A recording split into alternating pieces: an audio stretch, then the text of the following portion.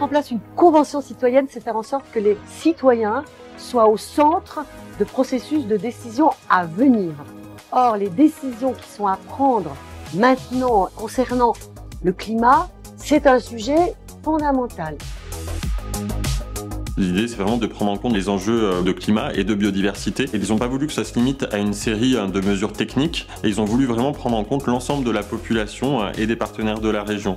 Et pour faire ça, ils ont mis en place une convention citoyenne pour le climat et la biodiversité. Mais sa spécificité, c'est d'avoir associé un groupe de citoyens qui viennent de toute la région avec des profils très différents, des âges différents, mais aussi un panel composé d'agents des différentes directions de la région Bourgogne-Franche-Comté et de partenaires qui agissent au quotidien pour le climat et la biodiversité. Faire appel aux citoyens, c'est pas anodin. Tout le monde a le droit de parole, tout le monde a le droit de s'exprimer. Je pense que c'est utile que les gens s'expriment, disent ce dont ils ont besoin et que ça remonte. Je trouve ça important, c'est mon futur évidemment. La Convention citoyenne, c'est 36 citoyens, habitants et habitantes de Bourgogne-Franche-Comté, qui se sont réunis autour de 2 cycles de travail. Le premier cycle de novembre à décembre 2023, où ils ont l'occasion d'abord de se rencontrer et de partager leur vécu, leurs problématiques autour de la question du climat et de la biodiversité, d'apprendre aussi d'eux-mêmes, et aussi d'apprendre via des intervenants ressources qui sont venus partager leur expertise et leurs connaissances. Pour moi, la clé, c'est l'éducation. Quand on vient comme ça dans une convention citoyenne, il y a des gens qui sont tirés au sort et je peux les toucher, je peux leur expliquer, je peux discuter avec tout le monde. Je trouve que c'est bien rythmé entre d'un côté les apports des scientifiques et les tables rondes. En plus, ils arrivent à vulgariser des sujets complexes. Ce premier cycle s'est terminé par des orientations vers de nouveaux modes de vie, mais aussi des points de blocage, des difficultés qui, selon eux, sont difficiles à franchir pour aller vers ces nouveaux modes de vie. On est face à une crise environnementale qui s'annonce majeure. Un changement de paradigme est nécessaire. On ne peut plus penser de la même manière.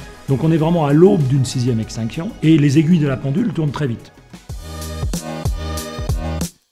On a entamé un deuxième cycle à partir de février jusqu'à mars 2024, où cette fois-ci, un panel de personnes extérieures, partenaires, élus, associations et même entreprises sont venus se greffer au groupe d'habitants pour travailler avec eux sur la manière de rendre plus concrètes les actions qu'ils souhaitaient mettre en œuvre. Je crois qu'il y a une prise de conscience, on sent bien qu'il y a une urgence climatique. Comment on arrive à traduire ça par des actions? On a tous des marges de progrès, les citoyens, les entreprises, les politiques à tous les niveaux, jusqu'au niveau international. On a envie de changer de modèle économique, de passer d'une économie extractive à une économie régénérative. Comment les entreprises peuvent repenser leur modèle économique? Comment accompagner aussi la formation des salariés dans les nouveaux métiers qui peuvent être liés au changement climatique? Je suis venu pour partager une expérience. Ce partage d'expérience, en fait, peut faire naître des idées aux gens. À la fin de la convention citoyenne, on va avoir des propositions à faire et je pense qu'on est dans le bon sens. C'est à nous de préparer le terrain pour nos enfants, petits-enfants et arrière-petits-enfants.